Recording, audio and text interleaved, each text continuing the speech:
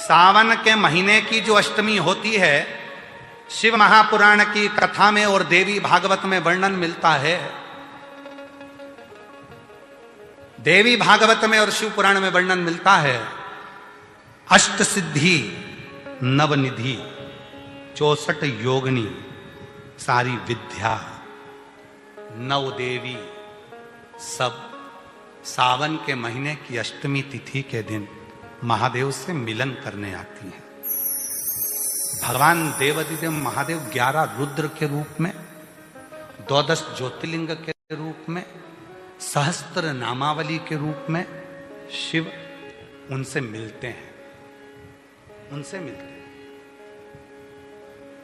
वो समय होता है प्रदोष का समय, शाम का समय, जब सावन के महीने की अष्टमी तिथि पड़े, चाहे वो उजाले की पड़े चाहे अंधेरे की पड़े, अष्टमी तिथि पड़े, शाम के समय 2 दीपक, एक लंबी बत्ती का एक गोल बत्ती का, शिव के मंदिर में अपनी कामना कर कर, जो बच्चों को अच्छी नौकरी चाहिए या कोई बीमारी का हल चाहिए या धन की कमी है या कोई समस्या है, एक लंबी बत्ती किसके लिए है? जम के बोलो, देवी के लिए। गोल बत्ती किसके लिए है? देव के। 2 बत्ती घी की, गोल बत्ती को जलाओ पहले, फिर लंबी बत्ती का जो दिया हो उसकी बत्ती का मुख गोल बत्ती की ओर हो, वो बत्ती अपनी ओर नहीं हो। समझ में आ रहा है ना सबको? अच्छा, भोलेनाथ जी को भी मालूम है आज ये वाली कथा बाचेगा जब ये दिया आ गया हो। ये जो बत्ती का मुख है, देखो ये दिया, ये लंबी बत्ती, ये गोल बत्ती, तो ये जो गोल बत्ती है आपने यहां जलाई और ये लंबी बत्ती जो है ना, इसका मुख गोल बत्ती की ओर हो। 64 योगिनियां, अष्ट सिद्धि, नवनिधि, 9 देवियां, सारी विद्या, शिव जी की जो गोल बत्ती है, शंकर क्या है? ज्योतिर्लिंग, ज्योतिर्स्वरूप। मां दुर्गा क्या है? ज्योति स्वरूपा। क्या कहते हैं? ज्वाला महारानी की। ये ज्योति के रूप में जब हम गोल बत्ती के सामने अष्टमी के दिन प्रदोष के समय पर लंबी बत्ती का दीपक, पहले गोल बत्ती का दिया जलाया, फिर ये लंबी बत्ती का मुख उधर की ओर कर कर दीपक को जब हम प्रज्वलित करते हैं और अपनी जो कामना दोनों दीपक के सम्मुख में करते हैं, वो कामना पूर्ण होकर ही रहती है। पर करना क्या है? दोनों अष्टमी पर, सावन के महीने में जो उजाले पक्ष की अष्टमी आएगी उस पर भी करना है, और जो अंधेरे पक्ष की आएगी उस पर भी करना है। बड़ी सुंदर दीप बनाया है, जोरदार ताली बजाओ जिसने बनाया। उजाले पक्ष की भी अष्टमी लीजिए और अंधेरे पक्ष की भी अष्टमी लीजिए, कुछ नहीं करना, केवल प्रदोष काल में पहुंच जाओ बाबा देवाधिदेव महादेव के मंदिर में। एक दीपक, दोनों दीपक साथ में रखो, एक दीपक गोल बत्ती का पहले जलाओ, लंबी बत्ती का दीपक का मुख गोल बत्ती की ओर करो, प्रज्वलित करो और बाबा को अपने मन का भाव करो, बाबा को अपने मन का। बड़ा सुंदर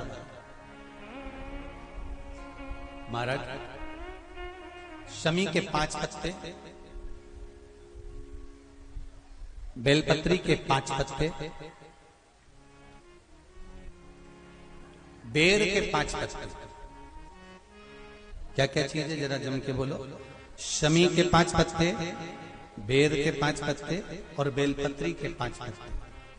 महाराज, श्रावण महीने की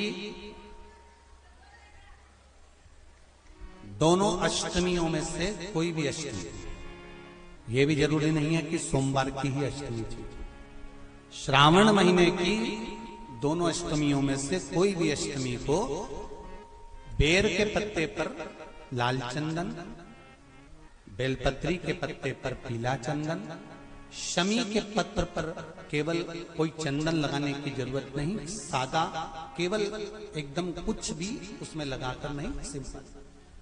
पहले लाल चंदन वाले पत्ते, फिर बेलपत्री के पत्ते, फिर शमी के पत्ते शिवलिंग के ऊपर समर्पित कर कर उसको उठाकर वापस लाकर बेलपत्री के पेड़ के नीचे ही 1 लोटा जल समर्पित कर कर पहले पत्ते चढ़ा देंगे, फिर लोटा भर जल समर्पित कर देंगे।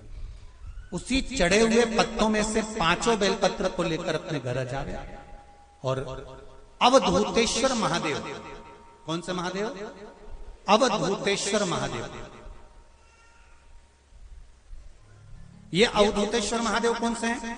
आपको कथा में कई बार वर्णन करा गया है। शंकर भगवान को क्रोध आया, ब्रह्मा जी ने क्रोध को लिया, समुद्र में डाला।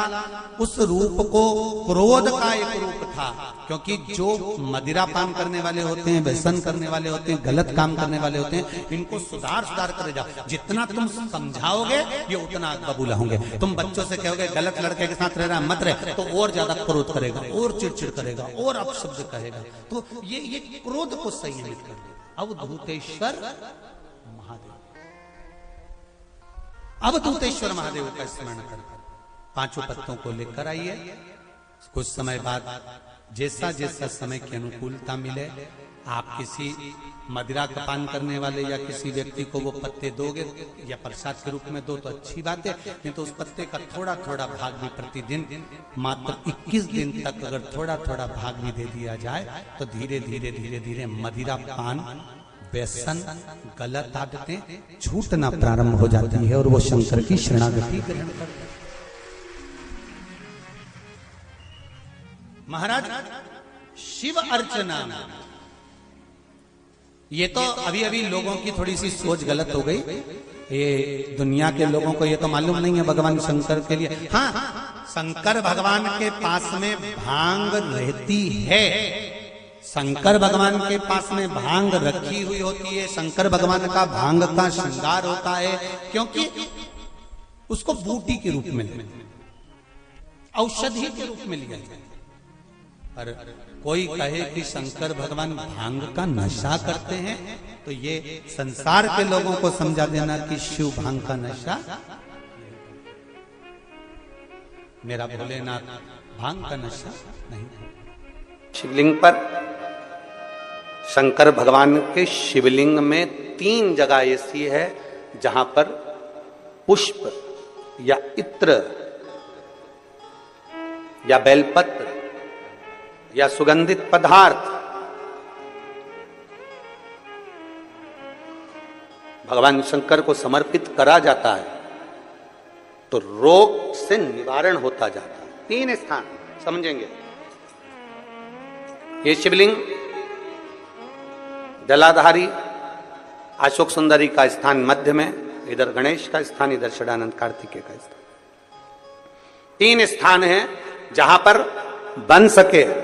अगर आपको लगता है कि मैं जांच कराने के लिए डॉक्टर के पास जा रही हूं और डॉक्टर ने बोला है कि कोई बड़ी बीमारी तुमको लगती है तो जांच कराने जाओ, डॉक्टर बोले जांच कराओ, जितनी रिपोर्ट होना आना चाहती है आए, पर उससे पहले अगर 3 जगह पर इत्र समर्पित कर दिया जाए, इत्र हो या सुगंधित कोई पुष्प हो, इत्र या सुगंधित पुष्प,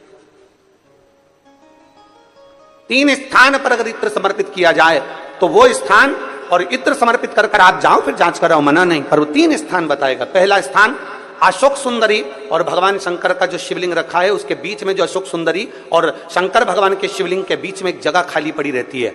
अशोक सुंदरी का स्थान पूर्ण होगा, शिवलिंग होगा, उसके बीच में एक स्थान खाली होता है। उस स्थान पर अगर जिस समय पर भगवान शंकर के जिस अशोक सुंदरी और शिवलिंग के बीच में जो स्थान है वहां पर अगर इत्र लगाया जाए, दूसरे नंबर पर शिवलिंग के ऊपर से लेकर नीचे के मध्य भाग में, जहां मध्य भाग है ये शिवलिंग, ये नीचे का भाग, और मध्य भाग में अगर इत्र लगाया जाए, और तीसरा भगवान शंकर का जो जल नीचे की ओर गिरता है, जहां जो पट्टी रहती है पानी नीचे आने की, उस पट्टी पर अगर इत्र लगाया जाए, ये 3 स्थान इत्र लगाने के होते हैं। अगर वहां लगाया जाए तो कैसा भी रोग हो आपकी जांच अच्छी ही आएगी, बेकार नहीं आ सकती।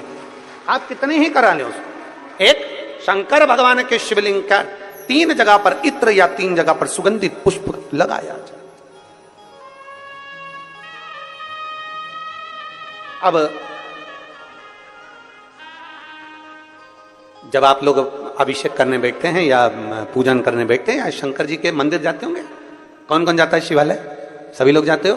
बोलो हर हर महादेव। शिवालय जाते हो तो शिवालय में जाकर जब आप इत्र चढ़ाते हो भगवान पर, यहाँ इत्र लगाया आपने, फिर यहाँ पर भी लगा देते हो, यहाँ पर भी लगा देते हो, यहाँ पर भी लगा देते हो, सब दूर इत्र लगा देते हो। जो समझदार होता है ना वो सभी दूर इत्र लगा देता है। और कई कई ऐसे रहते हैं जरा सा इत्र लिया और रुई में लेके एक जगह पर रख दिया, फूल में लेके एक जगह पर रख दिया और पूर्ण जगह पर इत्र लगा दिया, बाबा के पूर्ण स्वरूप पर इत्र लगा दिया। आपको नहीं मालूम अनायास, आपको नहीं मालूम कि 3 जगह कौन सी है, तो आप पूर्ण स्वरूप पर इत्र लगा दीजिए, पूर्ण स्वरूप पर। वेद मंत्र में त्र्यंबकेश्वर का बाबा का मंत्र